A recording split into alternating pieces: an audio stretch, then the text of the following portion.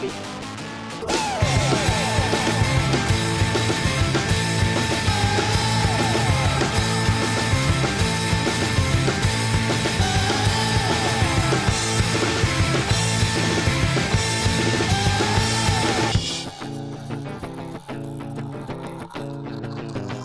Johnny Grimes, thank you for coming back. Yeah, I'm excited to talk about Furnace Fest Round 2, man. back. This is awesome. Can't believe it. Back again. And thanks for these little, you brought us some cool posters and these little pins and stuff. Yeah. And, man, I was surfing through your social media earlier today, surfing through Instagram, and I think I saw somebody actually has a Furnace Fest logo tattooed. What? On their ankle, yeah. Well, yeah, there's actually quite a few people who got the tattoo. The problem is the other guys, not myself, decided to do a rebrand. Oh, no. After 1 year in, and so that's the old logo. Oh, so it's not yeah. the same logo. Come on. Are you serious? So now everybody's got to, get the new one. Get the the new new one, one, the the upgraded updated one. I'm like, geez, guys, like we already changed it year one, and so now all of these people's tattoos are out of date. Oh, Now, sorry, guys. now, is this like a Subway brand deal where, like, if you get the Furnace Fest, you get free entry every year? Is it? That's Not to put you on the spot. no. We have not thought about that, but maybe. Okay. I just see all these people with Subway tattoos. You get free Subway sandwiches for Oh, life. with, really? like, Are you a serious? big back pieces. I'm like, oh, we go Okay, that far. I'm not up on the Subway tattoo I'm trend. not either, but Yeah. yeah, get a big foot long on your Yes. back. It's like a 6-inch tattoo on your back, and that's hilarious. free. I wouldn't do it, but I wouldn't do it that's- either. That's hardcore, man. Yeah. I don't know if there's any restaurant I like enough to get a tattoo. Yeah, for real. But that's cool. That's saying a lot as far as the festival goes, Yeah. man. People are die hard. Now, Yeah. speaking on the logo, was this the logo back in the 90s? No, it wasn't. Okay, so yeah. this was specific to the 2020. Yeah, so 1 year. specific to it, Joey Seals, who's actually a really good friend of mine, designed that logo, and we used it for 1 year. Okay. one whole year. Yeah. I like It's a this cool one. logo, I though, love man. it. I dig it. This is by far my favorite. Now, Charles, who redesigned this one, is amazing. Yeah, what's the incredibly, new one? incredibly talented. Well, basically, it's the X's are gone, which I don't. So that's it? That's the only Is it Well, the- that and then the F's are a little bit different. So Click let's see. on the- scroll down and let's see if we can find it. There it is. Oh, Okay, okay. yeah, top left. I mean, Yeah. that's pretty similar. It's similar. No X's though. Yeah. So two F's in a square. Yeah. Okay. Yeah. Well, cool, man. Well, it's great to have you back. Thank you for man. coming back on. And we're only a few weeks out from Furnace Fest 2022. Yeah. So I had hinted at when the first time that we had you on and talked about Furnace Fest, and you kind of gave us the whole history of the show. And so I don't want to go too much back into that, but I would encourage anybody who's listening or watching this episode to definitely check that out because it was really cool and probably one of our most popular episodes, to be honest. Really? It was Yes, rad. it was. Yeah, man. It really Wild. did well. So Wild. but how are things going this year? And Yeah. and I guess where I was going with that question earlier, I had asked you when you were on, are you guys going to do a second Furnace Fest or is this just a one-off? Yeah. And you were kind of just vague about it, Like, and so well, yeah. And so my question is, when did you guys decide? Right. Oh, we're doing this again for sure. Yeah. So to answer your second question first, I mean, we were talking about it. Would we be interested in doing a second year? But to be honest with you, we were just really focused on last year's festival, so 2021. And as we got closer to the festival, we were like, okay, this is, we're really enjoying ourselves. And we were just super excited about the community that was just really took shape over the course of the year and a half. And it was amazing to see the outpouring of support. And we're like, okay, if we don't miserably fail, okay, leading up to the festival, we will make a game time decision. And a couple of weeks out, we were like, okay, like we feel like we're going to do this, but the week of is when we finally sat down and said, absolutely, we're doing this again. Wow. And so, yeah, I mean, it was a game time decision. We were talking about it, a few weeks, maybe a month ahead of time, but we made that decision, I think the week of the festival, if I remember correctly. Because Man. I would assume by that point you kind of got a good, the ticket sales, and you kind of Yep. got an idea of how many people attended Furnace Fest in 2021. So we sold maybe 9,800 tickets or so, which is crazy because we were like, okay, let's just put 3,000 tickets on sale. Literally, we were just going to try to sell out the shed stage, and then that'd be it. And then COVID happened, and a bunch of things changed. We were like, instead of like dialing it back, we were like, well, let's add a big main stage in the field. And so we expanded capacity. But because of the Delta variant and the kind of the uptick in COVID, I think we probably had about 8,500 people show up. Okay. And so maybe 87 or so. I'd have to look at the numbers, but it wasn't as many as tickets we sold. So is that pretty common? I guess most times. Yeah, it's for any event, you always sell more than it's common that because things happen the week of or the day of, and people just can't make it. So, but yeah, so I probably in the gates at any point in time, tickets sold was between 85 and 87, but then we had guest list and bands and all that, so there were a lot more. A healthy crowd of about 8,000 at any given time. Yeah, it's a lot of people. Dude, it is a lot of people. Man. It was amazing. Yeah. So what about this year? What are the sales? Ticket sales are down from last year, and we kind of had that feeling that it wouldn't be as big. Really? Because we didn't actually. We planned. We were like, well, let's just go a little bit bigger. And but when the economy started turning earlier this year, we kind of knew that we were going to be in a world of hurt. And in the music industry and the festival industry specifically, we saw it really start taking a nosedive, with some really big festivals that were not pulling the numbers that they thought they would, and they normally did. And so we're like, man, we may just need to plan accordingly. And so there were a couple of festivals that did about half of attendance that they were expecting. And so so at that point in time, a few months ago, we were like, okay, let's figure this out. If we're not gonna hit our projections, then how do we still put on an amazing festival and pay for it and do all those things? And so that's really been our whole focus over the past few months. I mean, I've told people who've asked that same question. I said, well, planning a music festival in a global pandemic was way easier than planning a music festival in a global recession. So, the economy is really weird right now. And then with the cost of everything that's up, travel, food, gas, I mean, everything is so much more expensive than it was last year. And the government's not giving money out.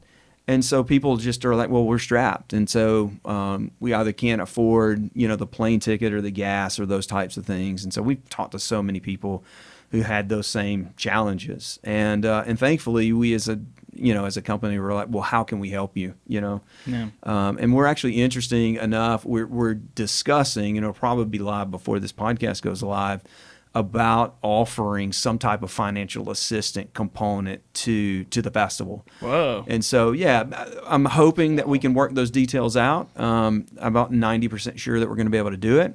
But to be able to have just some type of form online that you can click and say, hey, I would love to come, but I can't afford the ticket and travel. Kind of tell us your story, and we're going to figure out a way, if we can, to get those people there. Dude, that's incredible. What really music festivals? The Bonnaroo's not doing that. You know what I mean? Lollapalooza's not doing that. Yeah. What can we do to get you here? We want you to come have a good time. Yeah. Well, the lineup looks killer, man. Yeah, and it's amazing. And one thing we were talking about before you arrived was just looking at the different bands and stuff. Some really cool bands I'm excited about. Some throwbacks for sure. Of course, that's kind of the name of the game as far as Furnace Fest goes. It's throwbacks. But it's not just – I don't know. Maybe last year it just seemed really like – heavy, you know what I mean? Like a lot of hard-hitting bands and stuff, but like one of the headliners, Manchester Orchestra. So it's not necessarily all like metal bands and like, hardcore bands and stuff. It's like, is there a difference this year versus last year as far as like variety of music, or would you say it's just... No, I think it just happened that way. There were a little bit more indie rock focus than Newfound Glory. Glory, which is an amazing punk band and played 2001. And so we tried to get those guys to play last year, but they were on a tour in California, so they couldn't make it. But and they were always a kind of a fan favorite of the Furnace Fest crowd back in the early 2000s, and so to have them is amazing. But Manchester Orchestra, man, all of us, every single one of the Furnace Fest team loves Manchester, and they do. It's an interesting band because they do have this kind of cross appeal to the kind of hardcore and indie rock community. I mean, they have some heavy songs. They do, especially their older stuff. Yes. And so you can tell that they've been significantly influenced by hardcore and indie rock and emo. You can definitely tell that, especially in their early stuff. So to be able to get those guys to come, I mean, it's just a short trip from Atlanta, but that meant a lot to us. Oh, that's cool. I didn't know they were. I guess they're based out of Atlanta. Yeah, they are. Sweet. Yeah. All right, learned something. How much time goes into? You said that you guys were pretty gung ho the week of the 2021 festival about, hey, this is awesome. We definitely got to do this. And I don't see. You said you had fun doing it. To me, it just seems like a logistical nightmare. Daunting. And with all the other things, having your own life and all the other facets of your world, trying to put on this festival. Yep. So, tip my hat to you. Thanks. But how much time does it take? I'm just interested in, like, how do you get a band like Manchester Orchestra or Newfound Glory, or how much time goes into prep?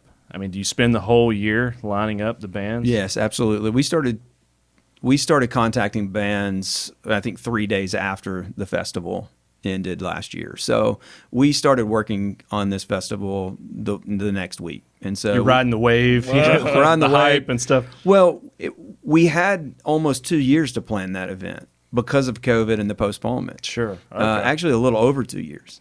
And we knew that we had less than a year to plan this one. And so, and we knew from experience that it takes absolutely so much. It takes absolutely all of your energy, as much time as you could possibly put into it.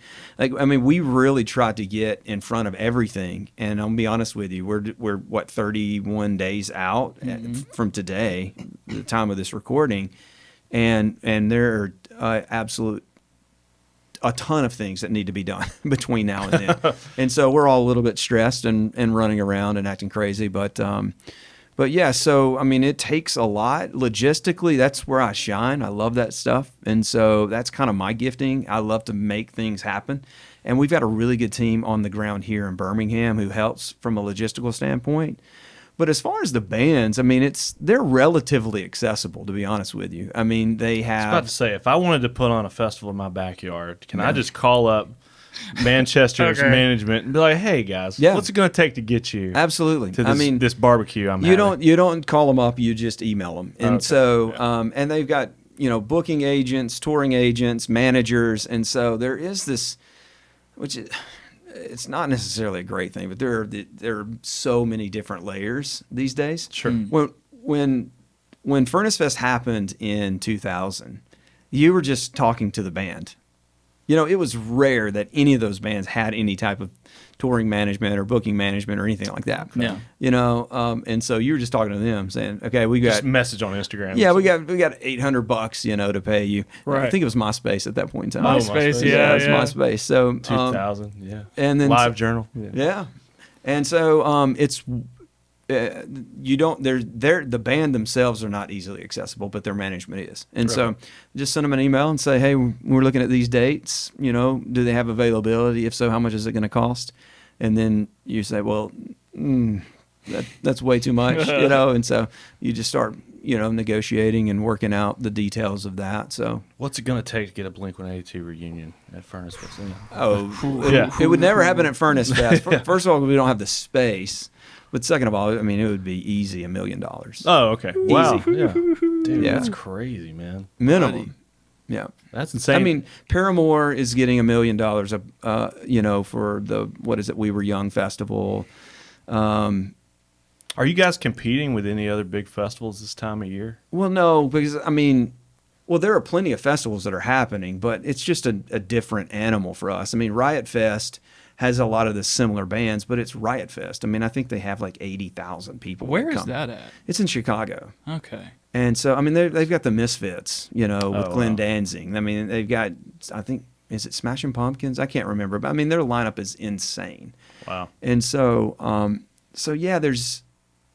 I guess you kind of know the bands that work for this type of deal. Right. You're not going after Alice in Chains or some other band. No. Okay. That would be kind of cool. That would be really cool. But no, I mean, we know we're a smaller festival, and we're an independently ran festival. So a lot of these festivals are backed by Live Nation or AEG or some massive company that has millions and millions and millions of dollars behind it. We absolutely are not. We are 4 guys who are just trying to make it happen. That's it. That's insane. Yeah, but I mean, crazy. I would think like some of those other festivals probably started out like an independent deal. You got to start somewhere. Oh, Riot Fest absolutely did. I mean, they were such this kind of DIY punk rock festival in Chicago, and they're still cool. I love Riot Fest, and then there's a really big festival. Is it in Virginia? Blue Ridge Festival. I don't know about that. Yeah, they've got like huge There's like too many festivals. Mall nowadays. metal. Like festivals are like just everywhere. They like are crazy. everywhere. So there's some big ones out there, but I mean we don't compete with those guys because we're just not them. Well, dude, you Not never yet. know, man. You Not may get a yet. phone call. Live Nation's like, hey, man, we dig what you're doing in Birmingham. Like, We want let's in. partner up. Yeah. Well, Let's help you guys out. Going back to the team, you're the only one I've really spoke to or know that's part of the Furnace Fest crew. It's you and 3 other guys that are doing this. Yep. So, yeah, Chad Johnson, dear friend of mine and partner, he's the founder. So he started an independent record label in Birmingham when he lived here called Take Hold. And he signed Under Oath. He signed Me Without You. He signed all these bands to their first record deal. And so Me Without You and Under Oath went on to Crazy. sell crazy. huge, numbers of records. And Did we talk about that last time? I don't know if remember. we did. I don't know. Yeah, well, no, we did. We talked sure a little bit yeah, about we it because we talked talked about the scene back in the 90s and those types of things. But so, yeah, he's the founder and started that record label. And he had the brilliant idea, well, let me just plan a music festival so I could put my bands on with these other great big bands like Dillinger, and Newfound wasn't that big at that time, but like Andrew WK and all these bands.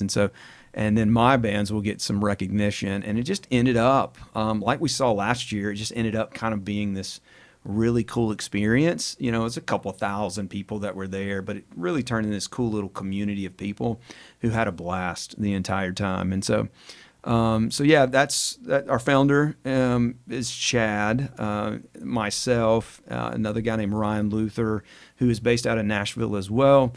Chad lives in Nashville, at least for the time being. I'm trying to convince him to move back to Birmingham. Hey, we got a lot going on. popping. Birmingham's calling. Dude, Yes. Birmingham is what's Yes. up. Yeah. Yeah, and so and Ryan handles a lot of our booking, and so he's reaching out to these agents and talking to them, and then Mike Zemer, who is based out of Dallas, he owns a production company called Third String Productions. They promote shows in Dallas, and so we brought him on as a partner as well. So that's the 4 of us.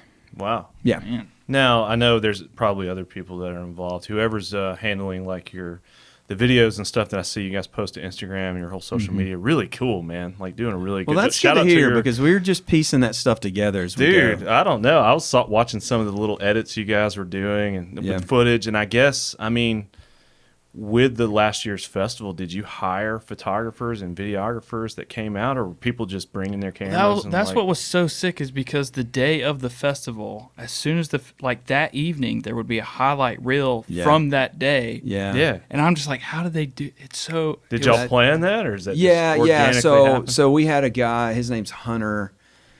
Oh, what's Hunter's last name? He's from Dallas. So he was connected to Mike. Incredibly talented, super sweet guy. And so he came out and just did all that stuff. I mean, insanely talented. Unfortunately, I don't think Hunter's going to be able to join us this year. He's going out on tour with what's that band? Ice Nine Kills or something. I don't know. So he's going on tour. And so we're, but yes, last year we had a group of photographers. Amazingly, they all donated their time, which was super cool. Thankfully, most of them are donating their time again because our budget is zero, and so they are coming and are going to be a part of it again. And we've recruited this amazing photographer out of Illinois, no, Indiana. And so she's Shout amazing. out Indiana. Shout out to Indiana.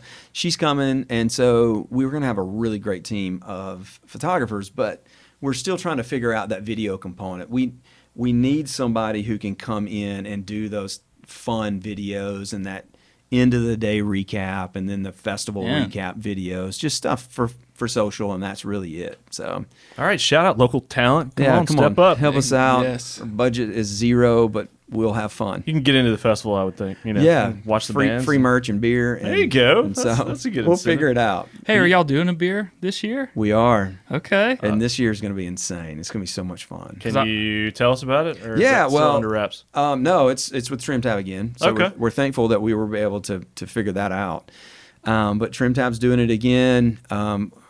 I saw y'all were doing an after party there, right? We're doing our pre-party Pre-party kickoff. there. Actually, our beer release pre-party we're doing there. And actually bands are playing this year, and we're pairing the beer with a cigar. Whoa. Oh, dude, okay. I'm gumming. Yeah, dude, I am please gumming. come. Please. Dude, that sounds awesome. So, I've recently, I fancy myself a cigar aficionado. Not really, but I have gotten into cigars this past summer. Well, that's so. awesome. We need to talk because Yeah, I've been dude. into cigars for a while. Really? Okay. Chad loves cigars, and so when we were approached by this small little boutique cigar group, What's the really, name of it? it's hilarious. Okay. It's called Bunny Droppings. Okay. which is- What you All right. smoking over there? That is bunny dropping. Dude, Well- you got to hit this bunny dropping. Dude. Yeah, so it's an interesting name. No hate, no shade. No you know? shame, but they this dude has a crazy online cult following, and Bunny droppings. yeah, and he sources all these cigars from all these different places, and he wears a pink bunny costume. It's Oh, okay. I'm gonna be honest with You you. got to have a gimmick. I mean, come on. It's definitely is his gimmick, but this dude is legit, and the fact that he's partnering with us and said, "Hey, we're gonna find a very unique, very special cigar, and we're gonna brand this thing as the Furnace Fest cigar." And Dude, that's so cool. That's and such a we're gonna unique pair it thing to with do. the beer, and so it's gonna have a really nice light tasting cigar for a nice summer filling beer, and so That's so it's gonna be cool. really cool. It's so different, too. Who else is doing stuff like that? Nobody. So Is he local? No, he's based out of Texas, Okay. a small town in Texas. I don't know where though. But is it like a brand of cigars? Like, would they sell it like it if I went to the local cigars? Okay. No. And so what he does is he sources cigars from all over the place. Oh, okay. And so, and basically what he does is he wraps, he has his own little unique brand that he puts on them, but he's sourcing really, really great cigars, and they're super affordable.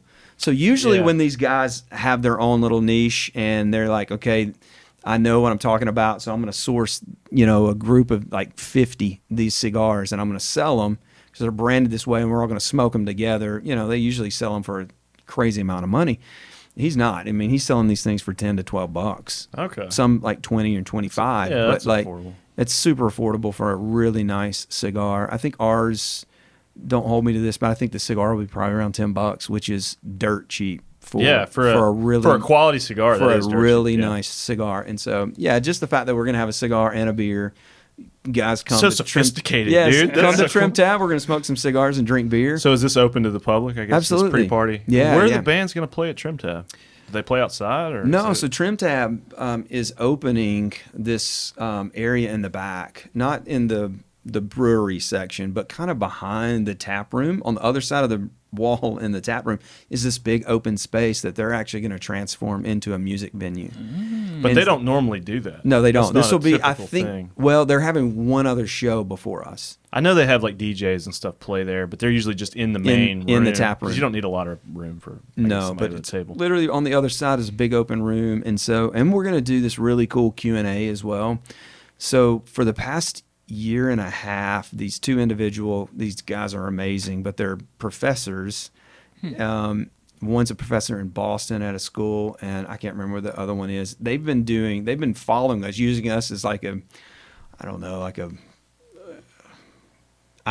study whatever. We've interviewed with them like 4 times. I got an interview with them again next week. And they were writing this big dissertation on music festivals and all this stuff, and we're one of their main festivals that they're looking into. It's interesting. So those guys are going to come and host a Q&A, and we're going to talk a little bit about the festival, and then we'll have the beer, we'll have the and dude, that sounds super and the cigar, cool. and then there's going to be bands playing, which is going to be amazing. So yeah, it's going to be a fun time.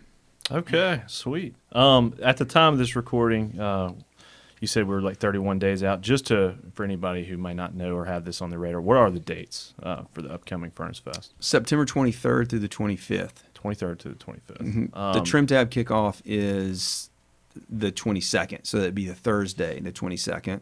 So we'll have a big Trim Tab party, and then our kickoff shows will start. We're having one at Iron City and then one at Zydeco. I saw that Thursday night. Yes. So the Trim Tab thing and the shows at Zydeco and Iron City are all happening the same night? Well, the Trim Tab deal is going to be from like noon. It's earlier. It's like noon to 5 or 6. And then all of our kickoff parties that night will kick off around 7. How much music can you cram into one weekend? Good Lord. Yeah. Well, that's awesome, man. Well, it sounds like last year the 2021 festival was a smashing success. Seemed like the weather was on your side. Man, the weather was amazing. Yeah, it was awesome. Insane. And man, the streets were just crawling with people. Like I remember driving through kind of that area next to Back 40 and Sloss and all that, and just seeing like loads of people, I guess, parking, far away and then walking to get to the main entrance. Tim walked from the office. Really? Yeah. Oh, well, that's not too far, I guess. No, it wasn't too bad. They got a place on 6th Avenue, their studio and stuff.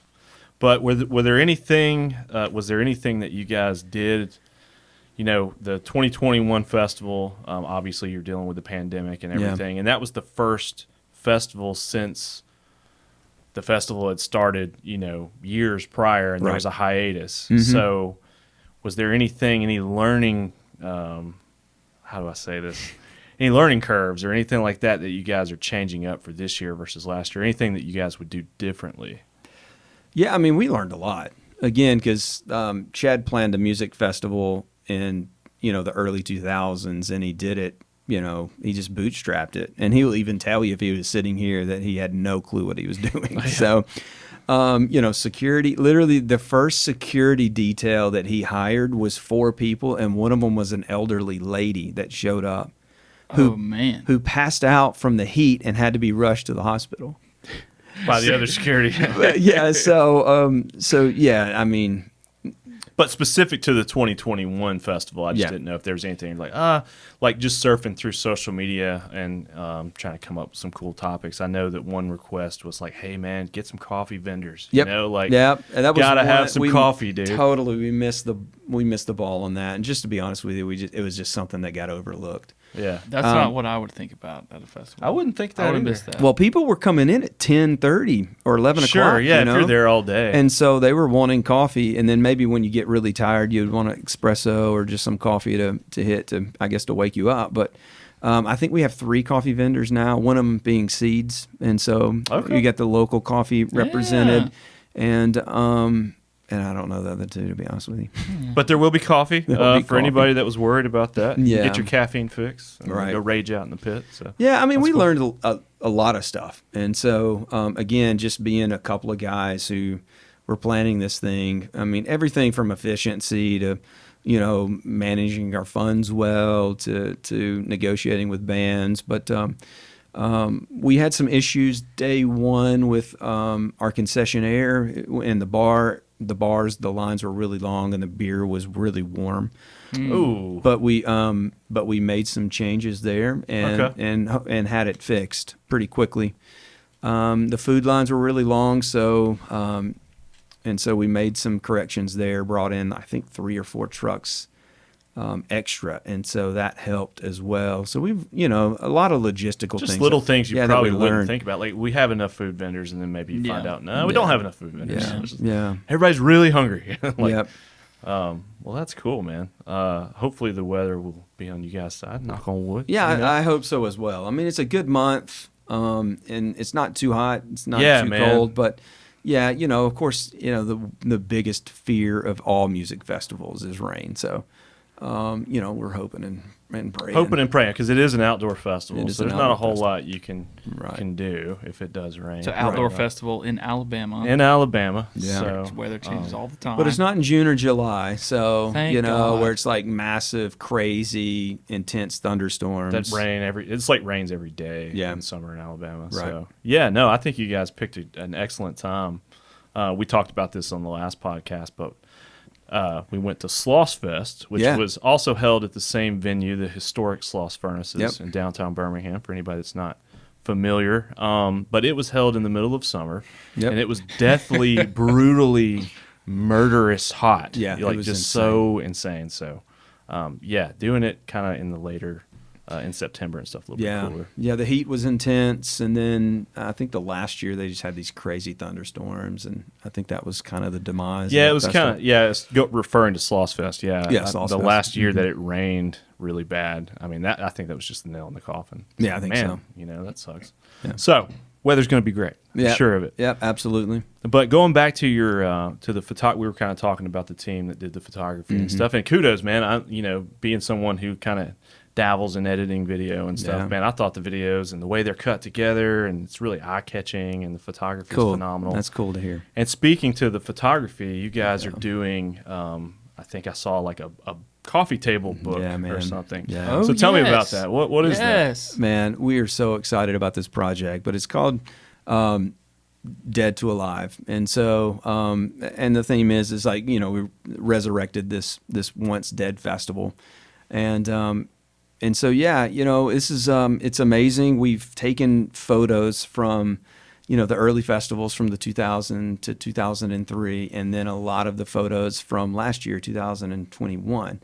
And we just put this absolutely beautifully, impeccably done coffee book. It's like maybe 280 something pages. Well, yeah, we were looking at the. Can we pull that up real quick? Yeah. It's a hefty book, man. It's a big book. It's beautifully done. The guys at Unoriginal Vinyl helped us on this project. They are insanely talented. And so, and then what we did, so I know Chad and I wrote a piece for the book. I think the other guys did as well. But we also asked a lot of the fans in the Facebook community group, hey, give us a line or two, maybe a sentence or two, maybe three of your experience at Furnace Fest. And I think we took over 100 of those and included it in this book. And so as you're flipping through looking at these photos, you're getting to read about the people that are actually in the photos and their experience at this festival. And so,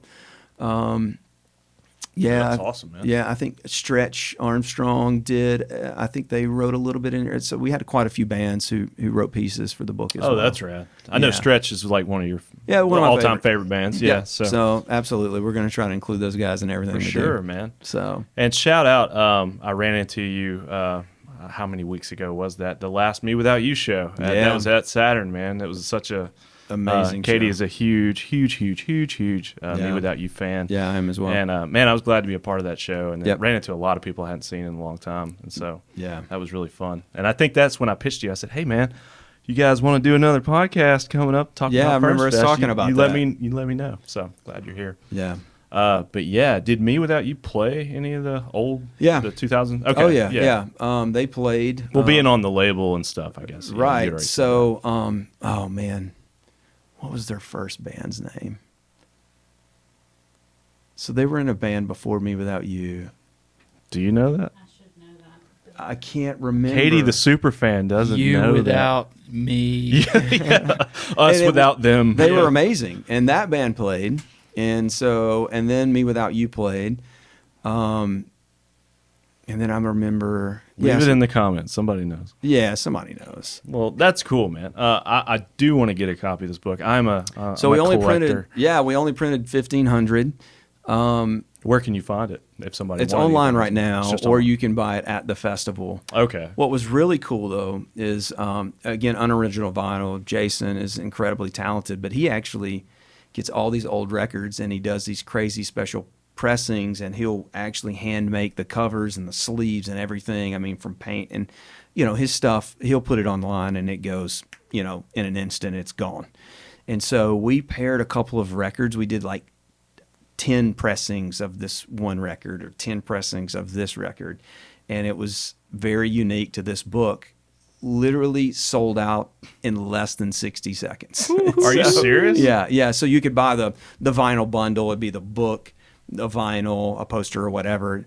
Every single one of them sold out in 60 seconds. So when you say it was a pressing of a particular band's album that was related to the... Yeah, so we did a Norma Jean, we did a I Am Legend. I think I saw the Norma Jean one. And so, but we did like if it just blue, or this fun color blue pressing, we only did 10 of those. And so some of the records that we did last year for Furnace Fest, we collaborated with Unoriginal Vinyl on. They're going for like $300 online because there were so few of them.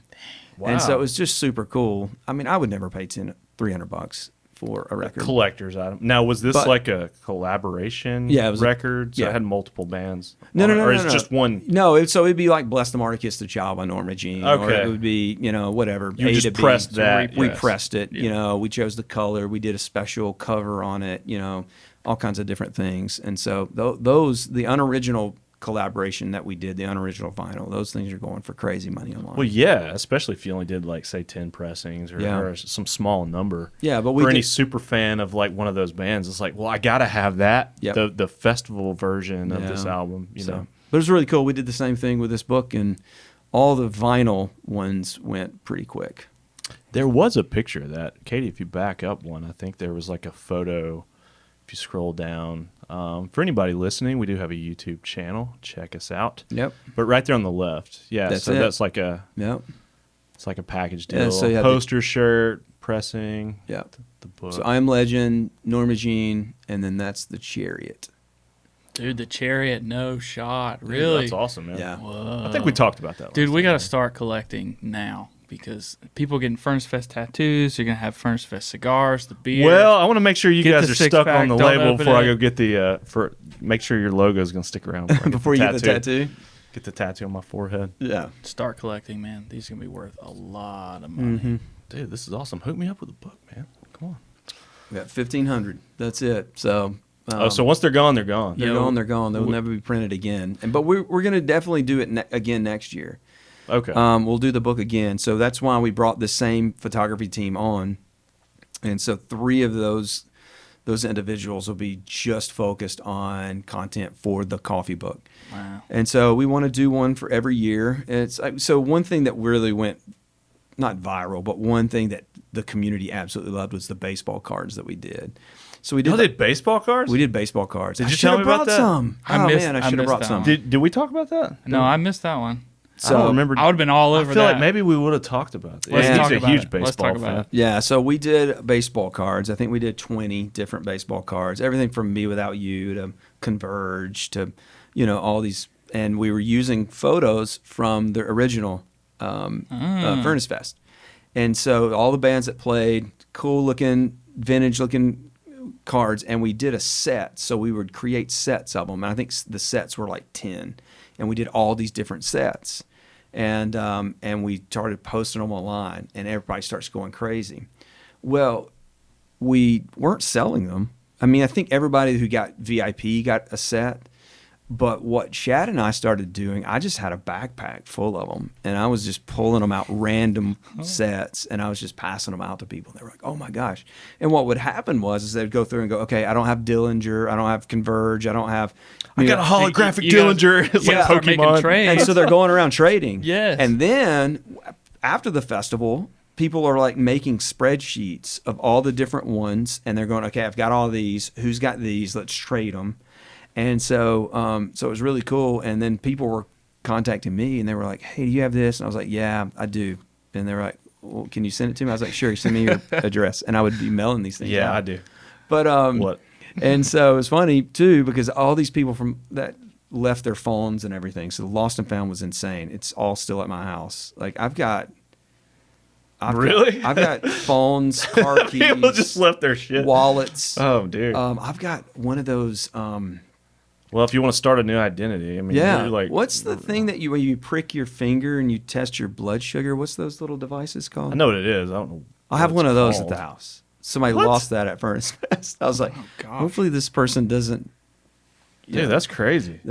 I guess with that many people, just running around. Yeah, but all these people, their wallets, I would contact them, and I was like, hey, I have your wallet. You want me to send it to you? And I would send them their wallet with a pack of baseball cards, some of these enamel pins. Oh, that's cool. And all this stuff. And so it was really cool. But no, I still have some of those baseball cards. I'll get you guys some packs. Dude, that's awesome. But we're doing that again, too, this year.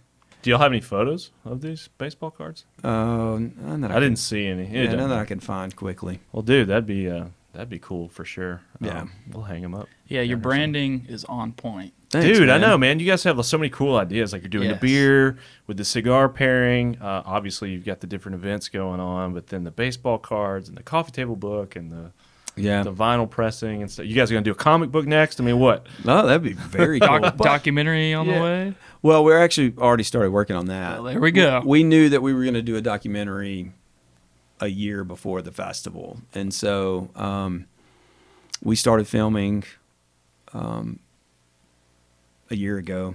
Wow. And so, dude, that's exciting. Yeah. Is there any like old footage from? Now I said '90s earlier. When was the original Furnace Fest? 2000 to 2003. Okay, so it wasn't in the '90s. Yeah. Correction. I don't necessarily know if there's going to be a lot of the original footage in there. If we it's got to be on YouTube if or something. Man. Yeah, but if you get the YouTube, the footage is pretty raw. rough. Yeah, I mean it's 2000.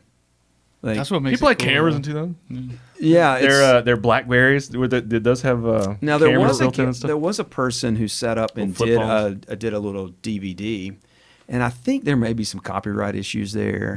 I don't know, but whatever the case is, the documentary is going to be really cool. Okay. Yeah, Dude. Hopefully awesome. it'll come out early next year. Dude, that's killer. So it's just going to be like we're just doing things that we would love. Like I would want baseball cards and unique pressings of vinyl and a coffee table book. We're just doing things that we think are That's really what makes cool. it cool. Yeah. That's what makes it cool. Yeah. So the documentary will span the entire history of Furnace Fest, but will be predominantly footage from the 2021. Yeah. So we festival. interviewed a ton of bands who played the originals. Okay. And so at Furnace Fest 2021, because a lot of them played. They came back to play. Yeah, and so in really cool spots at Sloss too, kind of like in the Boiler Room and all these different places. We're talking to Comeback Kid and Stretch and, all the 18 Visions and all these guys. And it was like, okay, so tell us about your experience in 2001. Yeah. Tell us about your experience in 2021. And so these guys making the comparison between the two and talking about how it really impacted them was super cool. And then we were pulling people who went just as a spectator to the festival in the early 2000s, but who was also there in 2021.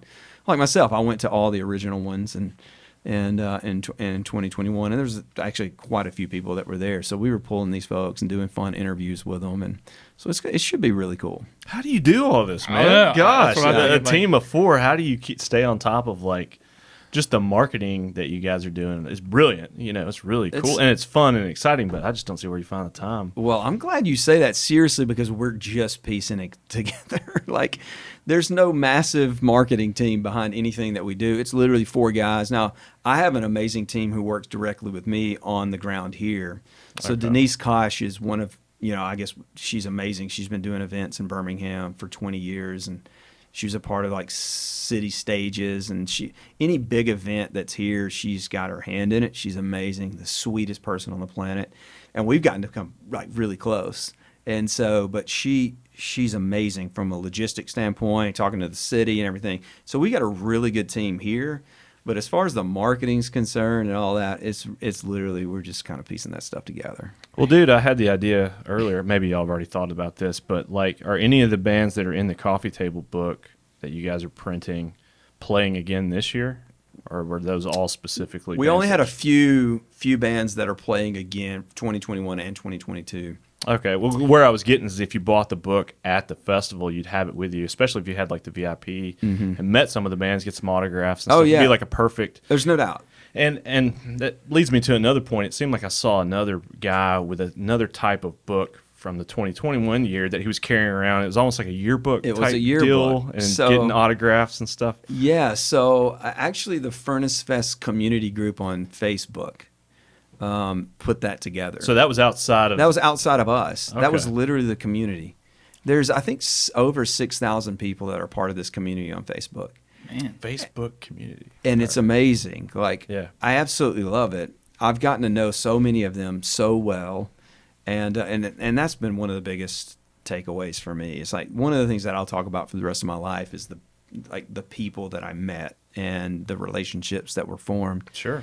And it's been really cool. But no, they created a yearbook. And they were literally having people sign the yearbook, which is cool. I've got one at my house. Dude, that's and awesome. So, yeah, it was really, really neat. But that was not us. That was just the community that did that.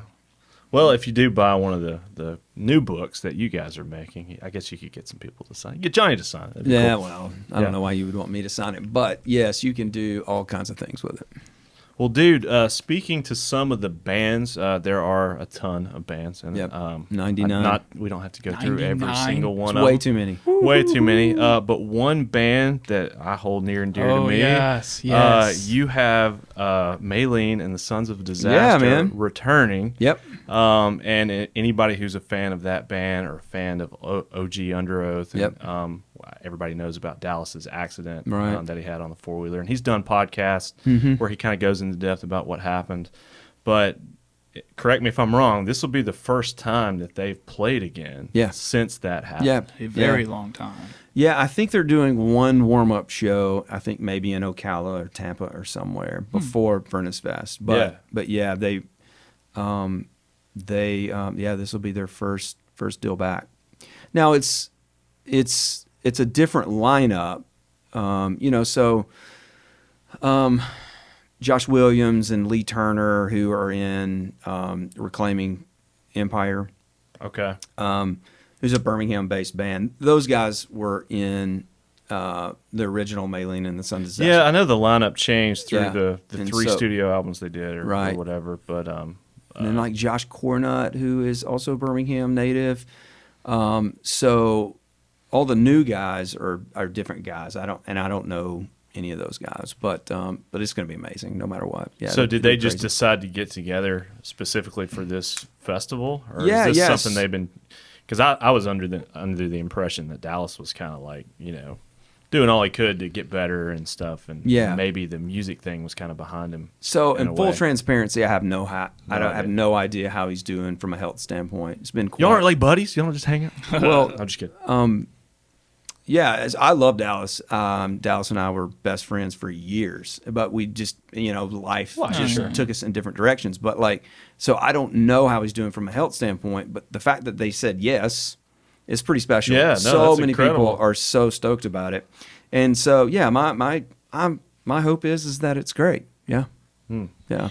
Looking forward to it. That's definitely one that stuck out to us. We're like Maylene. It's definitely going to be a special set, no doubt about it. Yeah, anybody that knows that story as far as what they went through and him getting hurt, almost dying. It's pretty incredible. Yeah, it's insane. He talked about it on one podcast that I listened to and kind of went into depth about just all the things that had to happen. Yeah. For him, he was out in the middle of nowhere and he wrecks his four-wheeler.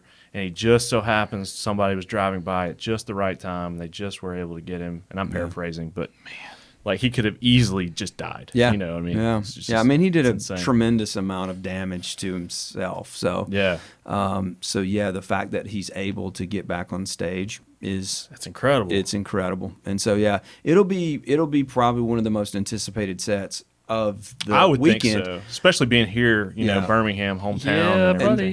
And so and it'll be in the Shed stage. So that would be one that you would have to plan for. So I could look on my phone, but whoever's playing ahead of them, you would have to make your way into the Shed during that set. Just hunker down and make your way up front. So but if you came right when the set was going to start, you're not getting in the Shed. Yeah. So. And that was one big, I think frustration for some people. They just couldn't get into the Shed. And that's what makes the Shed so special. Yes. It's because you're literally in this area and you're not going anywhere. And it's just this super unique venue. And you have to plan accordingly. If you just think that you're going to run up there and see Maylene or Stretch or somebody, if their set's at 6 o'clock, you better be there at 5:15. Yeah. How bad do you want it? Yeah, how bad do you want it? Yeah. Yeah. How many stages do you guys have? The same number of stages? Same number of stages. We thought about doing a second main stage. We actually planned to do them at second main stage, like had it scheduled and everything, schedule like bands and everything. But as we started planning, we were like, this isn't smart, financially speaking. And so we cut the second main stage. So now it's the same layout as last year. Okay. Thankfully, we didn't have to lose any bands. But everything's pretty tight. Everything's tight. So that's good. Got to stay on schedule. As far as working with the city and stuff, I mean, were they pretty on board with you guys doing this again and locking in the permits and all that stuff to do a second festival? I mean, I guess they didn't have any issues, or did they? I don't know. I'm asking. The city has been non-existent, which is interesting. Okay. Like, well, I mean, you guys know that the World Games was here. They literally, we were told, we're not even going to have this conversation. Wow. We're not talking. We got to the World Games. That's World Games. all and that's that all matters. they focused on, and which is great. Like, I'm super thankful that. Yeah, but you got to plan this thing for a year in advance. You're like, I need some answers. It's been super frustrating because they literally just stopped doing business for months. And so, I mean, look, those guys. I love the city of Birmingham, and I want what's best for the city of Birmingham. But it's like, man, hey, this is a massive music festival in your city, and so, and it was funny. I texted a buddy of mine who works in the mayor's office, and this was before 2021, and I said, hey, man, Furnace Fest is bringing the world to Birmingham before the World Games. And we at that time we had sold tickets in all 50 states and 12 different countries. Woo. And so I listed out every single country for him, and he got a kick out of that. But and so I mean the city. Well, I mean we hadn't had to deal with the city. Like, okay, well maybe that's. But they didn't even. Be a double-edged sword. They were like, we're not even going to issue a permit until now, which is horrifying. Dude, that is horrifying. What? We're 30 days out. Can we get a permit, please? Hello? What if they just said no? They're just like, nah. Well, then we would be just screwed. Do it anyway. We're doing it. We'll pay the fines. I don't care. Okay, every metal and hardcore person, metalhead and hardcore guy, let's go to the city hall and stand there until they give us a permit. But you guys didn't let that phase you as far as the planning and stuff. You're like, it'll work out. It will work out, absolutely. Nerves of because, steel, there are quite a few city councilmen who are super stoked about this and who said that they're going to support it. Yeah. And it's taken forever because of the World Games. The World Games absolutely consumed every ounce. Dude, I'm telling you, and I don't know what it is. I mean, we live in the Avondale neighborhood, which is where we're recording this podcast, and man, the grass is like 7 feet tall. You know what I mean? And I'm thinking like this is somehow related to World Games. I don't know how, but they've just allocated all their resources to dealing with that. And now that the World Games are finally over, everybody's just went on vacation at the same time or said we're done. I don't know, but I'm like, well, I mean, I have my. Can we get the grass cut? Like, what the heck? Come on, I have my opinions, but it was really weird. So I have a business that's in the middle of downtown. It's on the 3rd Avenue North. Shout out Wheelhouse. Shout out. I like Wheelhouse getting my hair Salon. cut there. Yeah, it's a very relaxing atmosphere. Yeah, it's interesting because they scared everybody for so long. How the traffic is going to be crazy, the security, this, roadblocks, that. They talked about it for so long. Everybody just stayed out of downtown. So for 3 weeks, my drive into work, I mean, hit no traffic. Yeah. And so I do know that, a lot of the businesses were a little bit frustrated because there was supposed to be this influx of people in all this business, and it just didn't happen. And plus all of your locals, we're like, well, we're not going downtown. I'll deal with that because there's people everywhere and there's roadblocks everywhere, and it was, and we were just sitting around twiddling our thumbs. Like, I mean, we had our normal clientele, which is great because we're pretty much booked all the time, and so, but there were people like, man, we staffed up, we bought all this inventory. Dude, okay, you're kind of the first, I guess, business owner I've talked to post World Games to kind of get an insight, other than the articles and stuff I've read online. Yeah. I know everybody's seen the AL.com article about the debt and everything. But I'm totally joking, Woodfin. Everybody, I love the World Games. Dude, I'm glad it's here. I'm glad it's gone. I still think the World Games was a great thing. Yes. It was like, at the time, I mean, who wouldn't have said yes? So there are quite a few great things that happened. One, there were these really cool athletes that came into town. Two, they really rushed to get City Walk done. Yeah, I was telling him now that. we've got a beautiful City Walk in a skate park there. That's yes, and with it kind of lit the fire to get some of these absolutely. public service. So things there's some done. great things that happened, but from a business standpoint, that's in the heart of Birmingham. There was no net positive. If anything, there was a net negative for us. Yeah, I couldn't imagine, like restaurants and stuff like that. Yeah. Hair salon's a little different, but Hair some salon's of a the little other different, places, it's but like, just through the grapevine, I've heard, people working, in the food industry and stuff are like, dude, we were expecting like insane business, and it was like, Yep. not what we expected. Yeah, to put I'll it tell lightly. you. But what will happen on September 23rd through the 25th is there'll be a lot of really cool people who come into the city and eat at the restaurants, drink beer at the bars, go to Hero Donut, go to all these places, and which will be amazing. One of the coolest experiences that I had it multiple times after the festival. I would go. So my wife and I went the week after Furnace Fest. We went to Sloss for a show that was happening there, and so Turnstile was playing with. Yeah, because they played the festival, but then they came back and played. Yeah, with like Suicide Boys or something. Had no clue. Which was crazy. Which is weird. Yes. That was the weirdest show I've ever went to. Well, it's Suicide Boys, which is already kind of. It was weird. I only knew about Suicide Boys from my 14-year-old son, and after listening to it, I was like, so "What the hell are you listening to this for?" Yeah, it's something. But so we went to Back 40 beforehand to eat dinner, and I walked in, had my Furnace Fest hoodie on, and the lady at the bar was like, "I love Furnace Fest. I love the Furnace Fest people. We missed them. They were so amazing. They were so nice." She had no clue who I was. They were so nice. I was like, "Really?" She was like, "We had the best time. They were so amazing." And I was like, "Well, that's really cool to hear." I'm one of the promoters. She's like, "Oh man, it was so amazing. You guys doing it again?" I was like, "Yeah, we're doing it again." Man.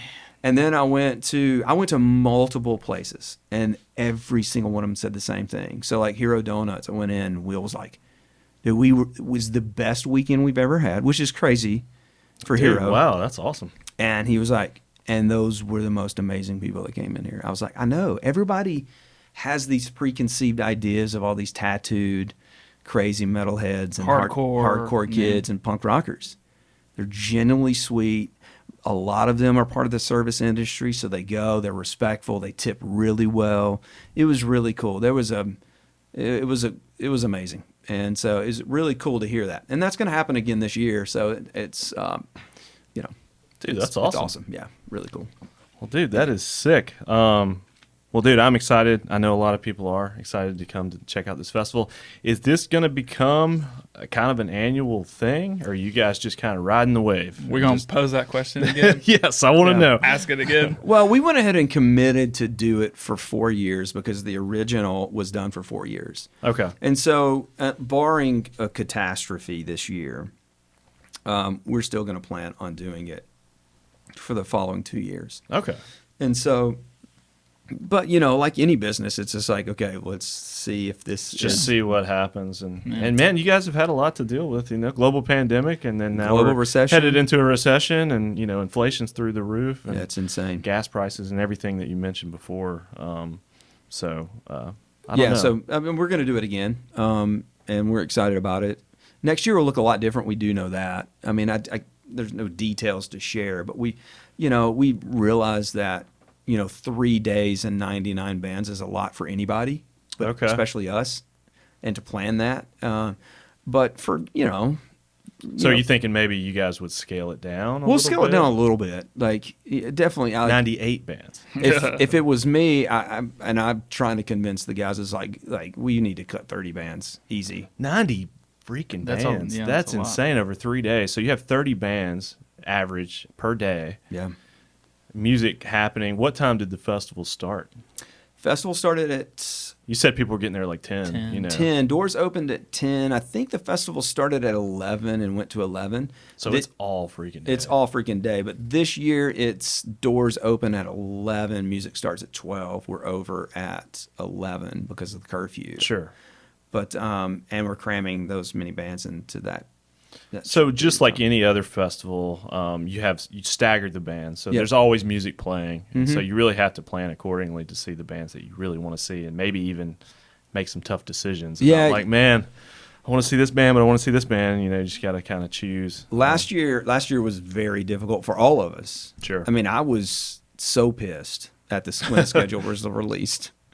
And I called Ryan, up, and I was like, dude, why the hell are you putting, these two bands Well, there's together? probably a lot of people that had that. So what goes in, if you could briefly talk about the scheduling, what leads up to the final schedule? Who makes that and call? Who makes that call? Anonymous? You leave them anonymous? Yeah, no, it's You Ryan don't have to Luther. shout him out. Okay. It is Ryan Luther. Oh, So no. his Instagram is blah, blah. You can email him. So if you got an issue with the schedule, just send Ryan an email. Shots fired. No, sorry, Ryan. Ryan is amazing, and he's a tough boy, so he can take it. But a lot goes into it. One is availability. When is this band available to play? What style music is it? Which stage does it fit best? But then also you're not wanting to put a Comeback Kid and a Stretch Armstrong going at the same time, because it's very similar genre, similar fan base. And with a crowd that size, if you can only get 3,000 in the shed, and you're, it's just like, well, you're going to have to split the crowd at some point. So you're going to have a really well-known hardcore band going on with Manchester Orchestra. I gotcha. And so there has to be those hard decisions that are made. And so, but the Pond stage, which is going to be set up differently this year, is more of your indie rock focused bands. The shed is definitely going to be more of your hardcore. And then main stage is a mix of everything. So more like your Alexis on Fire, Manchester Orchestra, Descendants, your bigger name bands. And so, but yeah, you have to split them up, try to split the crowd and not piss everybody off. Sure. Which is impossible. Yeah. Yeah. The few festivals I've been to, it's like, I couldn't believe it when she finally, because that's one thing that pretty much all the festivals keep the final lineup a secret, basically until you get there. Well, I literally just got off a conference call with the guys before I came over here, and we have decided to release the set time, the schedule, earlier than we did last year. Okay. I can't tell you when, but it will be out before the week of. And so maybe people aren't just like raging in the parking lot when they get there, burning trash cans and burning you in effigy and all that. And so we want to give people a little bit of time to be able to plan their schedule accordingly, but also, that's fair. Yeah, I think so. Okay. So it will be released as soon as we can possibly release it. So I guess you guys are still coordinating with bands up until the last minute, I would think. Just because you have a band who's agreed to do the festival, and maybe you even have the day picked out that they're going to play. Things change all the time. Because I think last year, you guys had some major acts that dropped out for whatever reason, and you had to deal with that. Yeah. And then maybe even get other bands to replace them and stuff like that. It's such a challenge. I know, we had some pull out because of COVID reasons, and then I know Poison the Well had a health scare that wasn't COVID, and so you just got to juggle and then see who you can get in 3 weeks. And you do this because it's so stressful. You have fun doing this. This is something you like doing.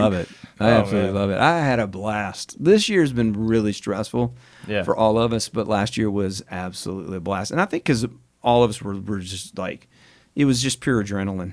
Yeah. And it's something that we had been talking about, strategizing and dreaming for years about.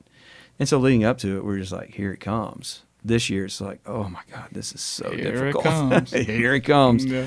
When you do all this planning and stressing and organizing and scheduling and just all the whole gauntlet of what you have to do, when you finally get to go to the festival, are you stressing all the little details, or do you actually get to relax and smoke that cigar? And kick back and hang out in the VIP and just be like, yes, I did it. Well, last year we didn't smoke a cigar until after the festival. Chad and I had a Cuban, and we drank some Pappy and chilled and enjoyed what we had just experienced.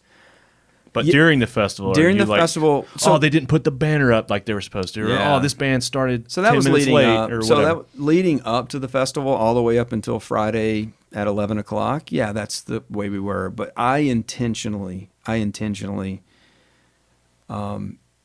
planned it in such a way that I could enjoy the bands that I wanted to enjoy. And then that's not to say that I didn't get, pulled away to deal with a couple of issues. And we only had a few issues. Fights. No, no, fire. I'm kidding. No fire, I'm kidding. no fire. Yeah, we had a few little issues, but nothing big. Nothing major. But I had such a great team that, for the most part, we were able to enjoy it. I highlighted like 15 sets that I were like, no matter what, I'm not going to miss these. Okay. And so I only missed a half of Turnstile because I had to go deal with an issue at main stage. Because an agent was acting like a crazy person. But okay. yeah, I mean, but you would say overall, no major catastrophes or anything? No, not at all. From like the first year? No, we had a couple of funny little things that happened. Like, so this one guy there was a CBD vendor. Okay. And so bought a Delta 8 gummy. Oh, no. And took this Delta 8 gummy and started straight tripping, like just started tripping. And he saw Jesus. Okay. And so he's like freaking out, like Jesus peace? Or Jesus? no, Like like Jesus, like Jesus the Savior. Gotcha, Jesus. gotcha. So he starts causing a scene and Well, stuff he like wasn't. No, I mean he wasn't. Yeah, I mean he went to our paramedic, our med unit, and was basically saying, I'm too high, dude. I'm saying Jesus, and so they took him to the hospital. He was back the next day though, because once you come off that, it's just out of your system. Or at least that's what I'm told. And so that was funny. Another guy, first day, like shatters his arm in the pit. He loves these stories. Yeah, he does. Shatters his Zach arm. loves to hear about broken bones. And stuff. Goes to the hospital. They were like, "You need pins," and so we're gonna schedule for surgery tomorrow because you need pins immediately. And he was like, "Oh, absolutely not." He's like, "Cast it, and I'll do this after the festival." So they casted his arm, and he was back. He was back at the festival. Dude, that's hardcore. So man. that guy gets to come for free. Woo! So he kept the cast, as a memento. And so I think we reached out to him online and said, "Hey, man, if you want to come this next year, it's on us, dude." Dang, and sick. so a couple little things like that, but no major issues. Well, dude, for somebody, for a team putting on a festival after so many years of not doing it, it seems like you guys knocked it out of the park. You know what you're doing. I wish you all the luck in the world going forward. Yeah. And I'm sure this festival is going to be even better, Yeah. Even if it's not quite the same crowds, but I still think it'll be awesome. I did want to switch gears just a little bit before we kind of wrap up. I know that you are involved in skateboarding and stuff. I was going to ask, were you able to get rid of your you had a mini ramp that you sent me some pictures of that you were trying to find a new home for. Yeah, I rehomed it, and that person rehomed it again. So so it was nice too, man. You sent me those photos, and I was like, "Is there any way I could put this in the backyard?" He texted me, and he was like, "Yo, can you fit this in your shop?" I was like, "Dude, let's take it to your studio." I was like, "There's no way, brother." And then I messaged you back, and I was like, "I'll try to help you find somebody that wants it," but because you were like, "It's got to be gone today or tomorrow," or like, "I'm trying to get it gone this weekend" or something. Yeah. So no, it was rehomed, and then it was rehomed again. So. Well, good. Yeah. Good so, we just, it didn't work out. So, but we got rid of it. But you were also the last time we talked, you were kind of spearheading. Since then, the downtown City Walk skate park is opened. It's been so amazing. It's been a common subject here on this podcast. Every week. Every week we talk about it at some point. But I know that you were trying to spearhead a project, the Hoover skate park, and so. I was kind of curious, what's going on with that project and any new details. I think the last time we talked, you guys were having a meeting about all of it. Yeah. That's when we last talked about it. Yeah. And you blindsided us. I was fully expecting just to talk like festival and stuff, and it was kind of really the first time I'd sat down and talked with you for an extended period of time. And then you were like, "Oh, by the way, I'm going to get a skate park built." And I was like, what? Yeah. Maybe that's a little ambitious, but no, I mean, Skate Alabama is a nonprofit that was started to help and spearhead a skate park project in the city of Hoover. It's it's the most diverse city in the state of Alabama. It's a very big city, and there are a ton of kids, and so it would be amazing to have a skate park in the city of Hoover. Everybody knows who lives in the Birmingham metro area that Hoover is a very sports-oriented city as well, which is great. Football, basketball, baseball. Baseball for sure. Yeah, all these things are super important to Hoover, but it's got some of the biggest high schools in the state as well, and it's a super diverse group of kids. And so to be able to offer something that's a little bit different than, say, the team sports atmosphere, I think would be a huge advantage for the city of Hoover. And so that's what I've been, advocating with for. all your free time that you have. You're just like, oh, by the way, I'm going to try to advocate, and anybody that's familiar with the culture here in Alabama and skateboarding, getting a skate park built is it's not an easy process. It's not easy at all. Now, I will say the city of Hoover has been as accommodating as they can. Well, I don't want to say that. Hoover has been accommodating to a certain extent, and so they have committed to donate the land at the Finley Center, which is a great place for the skate park. Yeah, and you had talked about kind of the land aspect kind of being one of the things checked off, but so many other things, I guess, that have to happen. Yeah, since then, two major hurdles. One being they were like, well, okay, we'll donate the land, but you have to raise the money. And so, and I'm like, well, I mean, I'll help raise the money, but I can't raise $800,000 to $1 million to build a skate park. And for a couple of reasons. One, it's almost impossible to raise that much money for a skate park. But it is almost impossible to raise that much money for a skate park that will be built and be owned, managed by a city. And so it's not a privately held skate park. It would be a city park. And so, so in order for this to happen, the city of Hoover is going to have to help fund this project. And to date, they have not been willing to even have that conversation. That's not to say they're terrible people, and that's not to say they're anti-skateboarding. Hoover? Yeah. No, it's not to say any of that. It's just not been a priority for them, at least up until this point. Yeah. But I am working tirelessly to help convince them otherwise. So that's one huge hurdle. The other huge hurdle is that, like you just alluded to, with all my free time. I mean, I started this nonprofit. I've got it set up. I've done all these things, but I'm literally one man. And so it's tough to do everything. I have no idea about branding, and I have no idea how to Instagram. I don't want to deal with any of that because it takes too much of my time. And so I'm like, well, I just need to focus my time on talking to the John Lidas of the world, and and the Casey Middlebrookses. These are all Hoover City Councilmen. Instead, now I've got to form this nonprofit. I've got to get a whole team of people who are going to help with fundraising and events and raising awareness. And we need some type of branding. I know it's important, but I'm like, okay, we need some good branding. So we had somebody design some really cool stuff, but it's like I can't run a Instagram page, and I can't do all these things that you need in order to be successful in raising funds. I can't run these online deals, whether it be a GoFundMe and all that. I just don't have the bandwidth to do it. Sure. And so finding people who are excited enough to say, that's cool, to I really want to help you, and this is how I'm going to help you, has been a challenge. Okay. There's so many people that love the idea and like, hey, I can help. I'll give you $15. I'll buy a T-shirt. I'll do that.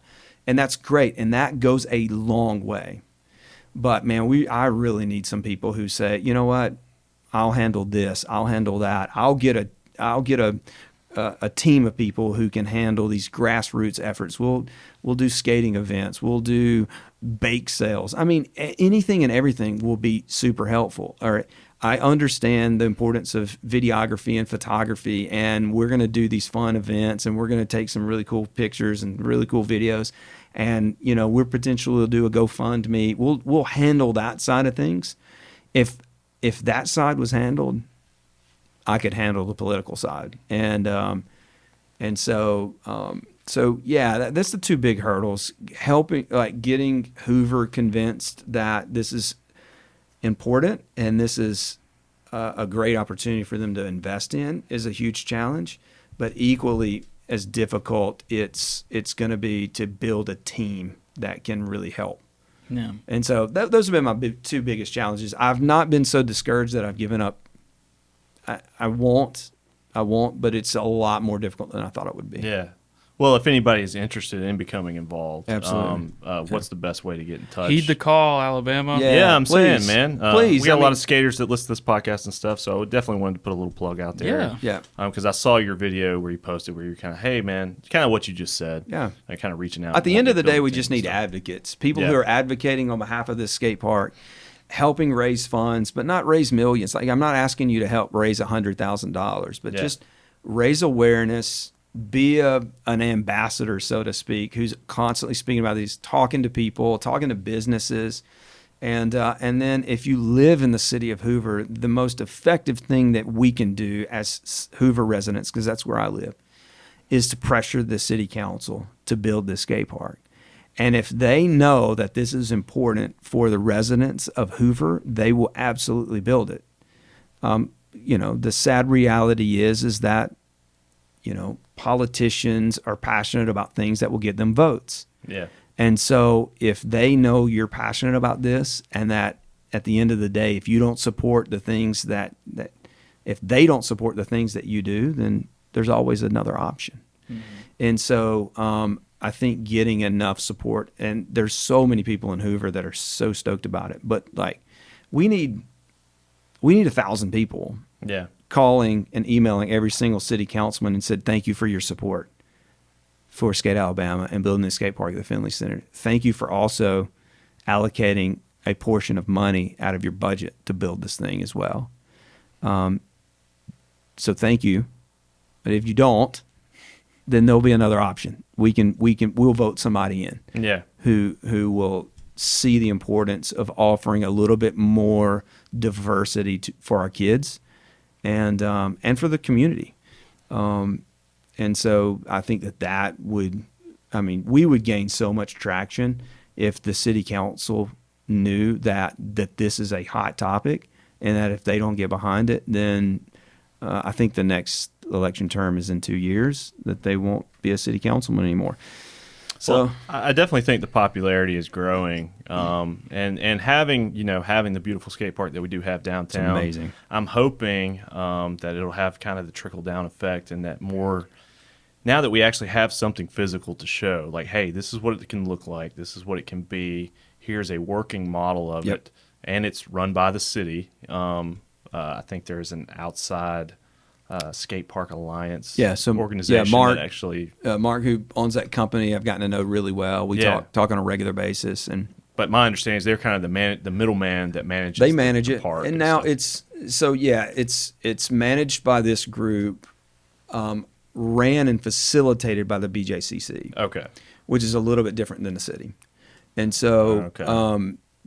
So they work in connection with the BJCC, which is awesome, because the folks at the BJCC are amazing, and they're like, let's do it. Anything you need. Yeah. Let's do events. Let's do all kinds of fun stuff, which is super cool. But yeah, you think about it. We have an amazing skate park. I mean, it's a world-class skate park in the city of Birmingham. I think, don't hold me to this, but I think it's maybe the 5th largest skate park. Oh, it is, yeah. I think I was claiming it was the 4th, but it's either the 4th or 5th. 4th or 5th, which is amazing. Yeah. But the city of Huntsville is investing over $3 million in building. Oh, there's going to be massive. You seen photos of it? Yeah, it's insane. What is in the water over there, man? I don't know, but I love it. But that's what I'm saying. Like, I saw today, there's a Alabama skateboarding group on Facebook. You can go there to find all the local skateboarding news, and they're growing every day. But Peter, Faith Skate Supply, posted something about trying to get some signatures and get the ball rolling for a skate park in Irondale. Dude. So it's like I'm starting to see the wheels turning. And you go out west, there's skate park on every corner. Right. And so I definitely don't see the downside to having more skate parks. No, if you got one of and now that we have at least one catalyst, maybe now people will be like, oh, dude, that's cool. Yeah. I want our city to have that. Yeah, I'm doing the math, and I think that the one in Huntsville will be one of the biggest skate parks in the country. And it looks big. It's insane. And so Coleman, Coleman, of all places, is building a skate park. Are you serious? Yeah. No, I didn't know about that. So Spawn Ranch, the same design build firm that we're using for the skate park in Hoover, is building the one in Coleman. Wow. Okay, that wasn't on my radar at all. And so they're building one. Look up, Alabama, man. And it's 100% funded by the city of Coleman. Really?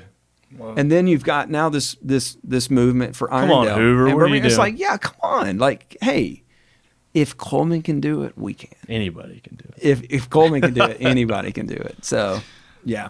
We love Coleman. We do love Coleman. Coleman's great. I like Coleman. Yeah, like going Coleman's to the great. lake and stuff, and where Smith Lake is. Yeah, and they have a big music festival up there. Okay. It's a big country music festival.